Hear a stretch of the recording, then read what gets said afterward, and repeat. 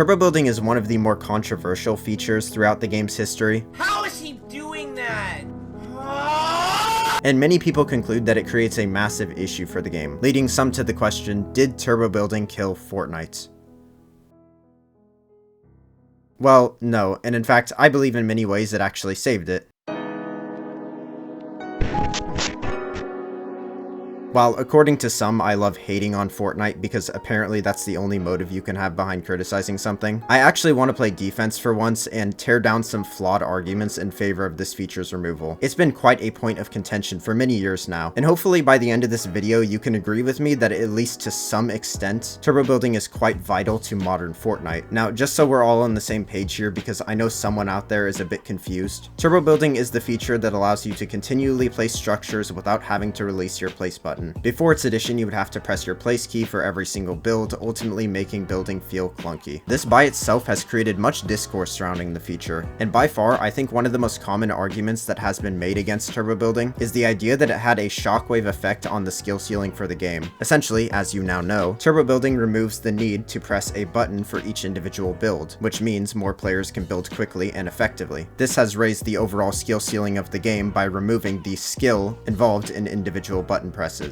However, the argument that this is a negative change is flawed. Requiring individual button presses for each build is an unnecessary skill barrier. It doesn't add meaningful complexity. Instead, it just leads to frustration and encourages players to find ways around it, like using macros or auto-clickers, which, mind you, are not difficult to acquire, and macros specifically come with just about any software for a mouse or keyboard you're likely to buy. And this might lead you to arguing that consoles or other platforms wouldn't be afforded such a luxury, which would make the problem situational, and to some extent you're right, but unfortunately that's part of the problem. Sure, you can buy a controller that has a lower actuation or more tactile buttons, but by default most non-PC platforms are going to be at a significant disadvantage without turbo building or pay-to-win accessories. Speaking of pay-to-win, PC platforms in general would be marginally better due to input delay being an increased factor when more inputs are required per fight. The truth is, yes, turbo building does remove a significant skill barrier with its addition. However, it evens the playing field in a way that promotes skill rather than a pissing competition between who can click faster, Jesus Christ, or who has the better macro, or who just plays on the better input. This argument isn't a good reason to remove turbo building, as the main players who would be put at a disadvantage would be the ones who don't have access to countermeasures that are inherently unfair. I worked my ass off to get where I am, and you take these shortcuts and you think suddenly you're my peer? I committed my life to this.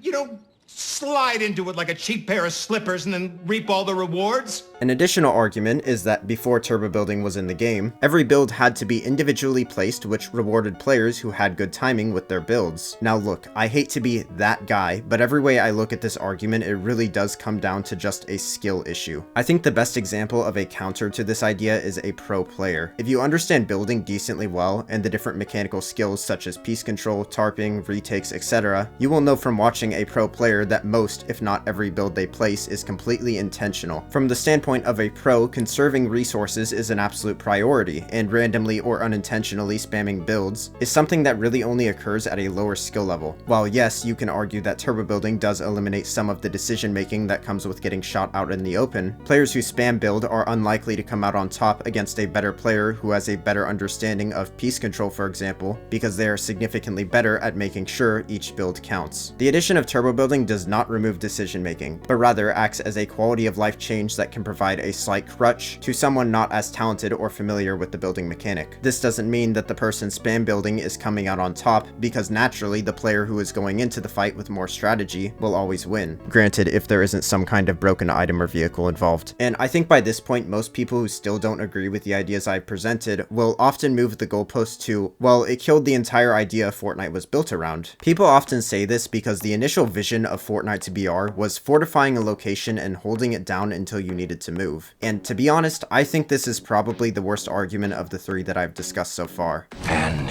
here we go. This argument operates off the idea that Fortnite wasn't in any way an aggressive game before the addition of turbo building. Even before this feature was added, many players like Myth, Ninja, and Mr. Grims all took advantage of the aggressive nature that came with building. Ramp rushing wasn't something that was invented as a result of turbo building, and regardless of its implementation, many players would have developed these skills and utilized them, as most players find aggression far more interesting than camping.